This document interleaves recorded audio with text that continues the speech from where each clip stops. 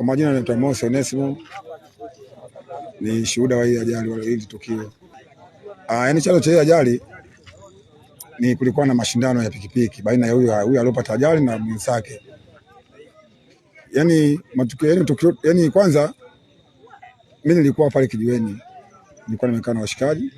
Baadaye nikaona wameongozana na yule jamaa ambaye anafanya mashindano. Wamekuja eneo ambalo walipanga wenyewe waanzie kufanya ile mashindano. Kwa hiyo tukawa tunaona pale mpaka wanahesabiwa dakika 1, 2, 3 mpaka wanatoka.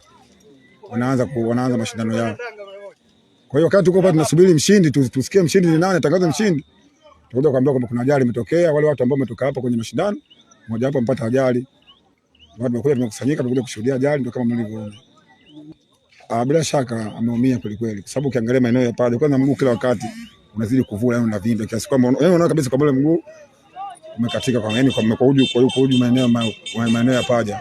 Ni ufinyu wa akili kwa sababu ukiangalia huyu mtu ambaye ameshinda naye ni mtu mzima ambaye anategemea na familia, lakini pia hata huyu ni mtoto, yani ni mzazi wa mtoto mmoja ambaye anategemea, lakini pia mke wake ana mtoto mdogo. Kwa hiyo ni kama nguzo kwenye familia hivi. Kwa hiyo unaona kabisa kama familia yake jinsi gani itaanza kuyumba kuanzia sasa hivi. Wito wangu vijana kwanza, haya mambo sio kupendelea kufanya.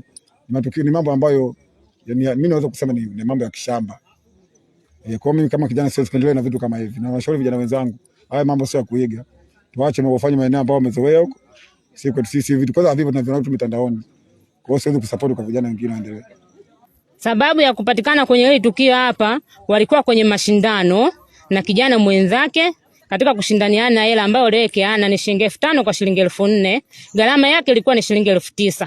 Kwa hiyo katika mashindano hayo ndipo kijana huyu katokea ajali hiyo, amepata ajali katika eneo hili la hapa Mwananyamala darajani kama unataka kufika Katani Luponda. Kitu ambayo nategemea mimi, vijana tujiepushe kwenye masuala ambayo hayana maana kama hayo. Yatatuletea matatizo na madhara makubwa kama yaliyotokea kwa leo hii. Leo hii kijana mwenzetu amepata ajali ya kuvunjika kwa mguu kwa ajili ya shilingi 9,000. Anaenda kugharamia zaidi ya hiyo.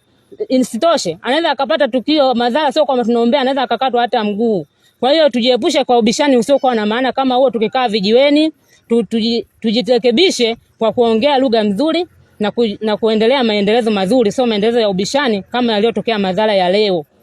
Naitwa Shabani Juma Luaba, ni mwenyekiti wa serikali kijiji cha Mwananyamala, eneo ambalo limefanyika tukio la kijana Abu ambao walikuwa wanafanya mashindano waliwekeana fedha 4,000 kwa 4,000, mashindano ya pikipiki kutoka pale kijiji jirani cha Luponda kuelekea hapa Mwananyamala kwenye eneo langu. Kwa tukio lililotokea pale, maana kijana alidunda kwenye shimo, ikapoteza mwelekeo chombo cha pikipiki, ikatokea ajali ya kuvunja huo mguu. Ila nilikuwa na wasii vijana ambao wanashiriki hizi shughuli za bodaboda, wanavokaa kijiweni wahamasishane kwa masuala ya msingi na yenye maendeleo, sio wanaweka kwenye ubishi ambao hauna msingi. 4,000 kwa 4,000 unahatarisha maisha yako kwa ajili ya shilingi 4,000. Hiyo haingilii akilini kabisa.